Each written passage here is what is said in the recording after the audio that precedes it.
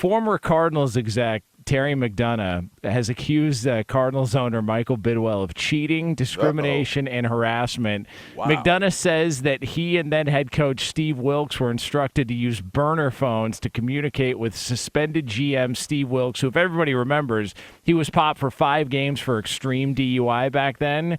And the Cardinals decided to go ahead and respond to this and put out a statement with a whole bunch of claims, and they went hard in the paint, so to speak. They talked about him being basically a shady employee. They talked about him being a little bit of an absentee father. They also said that he could be possibly guilty of extreme domestic violence, domestic abuse, all sorts of stuff, all because he called them out and saying that they had some burner phones and whatnot. This organization is quietly one of the biggest disasters in the NFL, and it feels like it doesn't get a lot of coverage as some of the other organizations get. What the hell's going on there in Arizona? Wow. I mean, it's getting dicey. I mean, to me, when you think about this organization and the way it's run or all the things that have transpired, take this into account. It's Michael Bidwill. Like he's a part of it. He ultimately has to be accountable for it. I mean, I think beyond this stuff, which who knows if Terry McDonough is telling the truth here or what the truth really is. I think you just go back to the fact that he was all in after leaving Steve Wilks after 1 year, which was awful considering the fact that he started a rookie quarterback. You drafted number 10 overall. We all knew they were going to struggle that year. And yet he still let go of Steve Wilks. He's a good coach. We saw that in Carolina. It never made any sense to me. It felt like he ended up being the scapegoat for them wanting to move on in a different direction to take Kyler Murray. So then they take, I guess the desire to take Kyler Murray number 1 overall. They put together this plan to have Cliff Kingsbury be the coach, even though he was coming off, I think, one of his worst seasons at Texas Tech. And didn't really have any other head coaching interest anywhere else. Maybe OC interest in the NFL, and obviously at Southern Cal, as he was going to take that job, but not head coaching interest. But instead, Michael Bidwill signs off on that, the plan to put Kyler Murray with Cliff Kingsbury. And for the first 3 years, I think we saw the progress, but then you get to the point in year 4 where things just all started to fall apart. And mind you, the business side of things, Michael Bidwill agrees to not only extend Kyler Murray, but Cliff Kingsbury and Steve Keim, only to fire 2 of those 3 in Keim and Kingsbury later that year. Look, this league is filled with owners who, as I've said it before, continually fall up. It is the only place where you can be a bad owner, bad operationally, have a bad culture, be a bad leader, and you can still make a ton of money. And that's where the Arizona Cardinals are at right now. Regardless of whether or not this is true, this is a circus, and it still always and should always fall in the ownership of Michael Bidwill. Well, those are some strong claims going back and forth, and chances are, they say, two wrongs don't make a right. There's probably truth coming from both sides. I mean, the GM was there for 10 years, so they know one another. I'm just curious.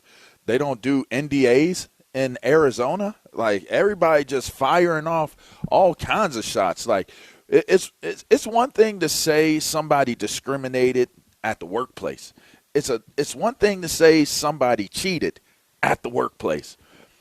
It's a whole nother. You've opened up a whole nother can of worms when you talk about absentee dad, and you're at home beating somebody's ass. Like, that's too. Like, you've gone down a whole nother lane now. Like, you're going for total character assassination by doing that.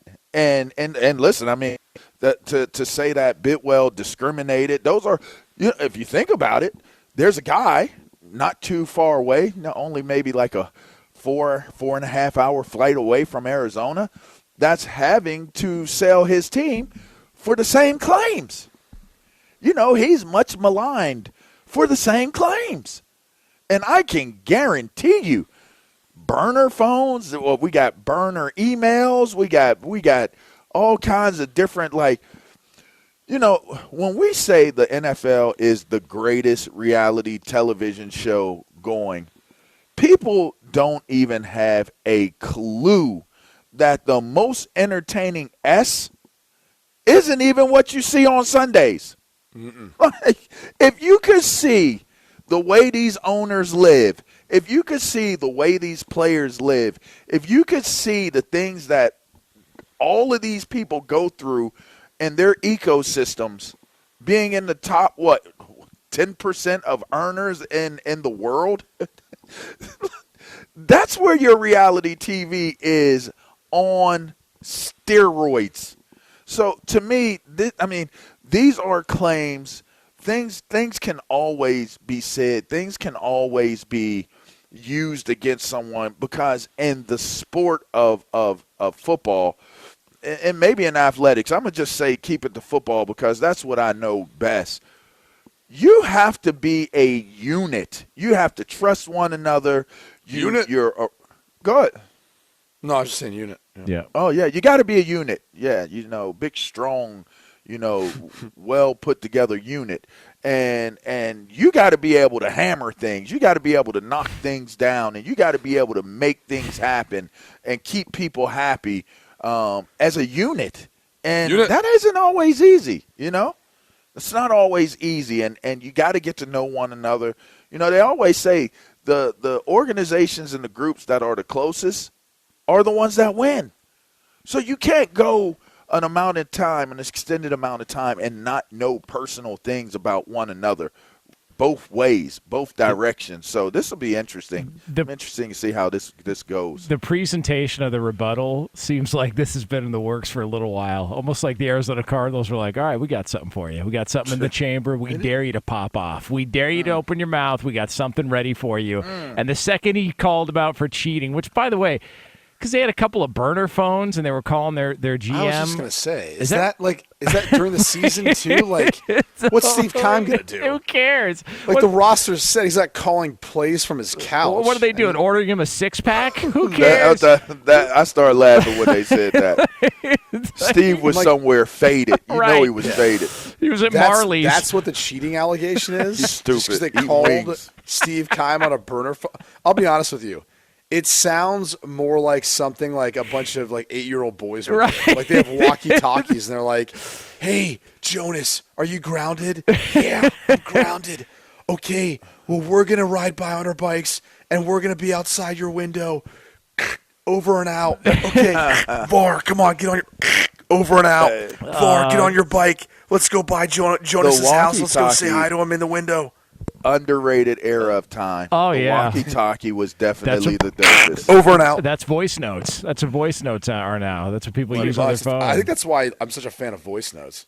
It's the old school walkie-talkie. It's kind of not the same, takes you back though. to that day, or Steve Keim and Michael Bidwill. Just like the idea that this guy comes out and says, "Yeah, well, you were making us use burner phones to talk to our GM who was at happy hour at Marley's 3 days a week," and then they're like, "Oh yeah, you think that's bad? You're a terrible father, an awful employee, and you might have beat up somebody you were in a relationship with." Whoa, man.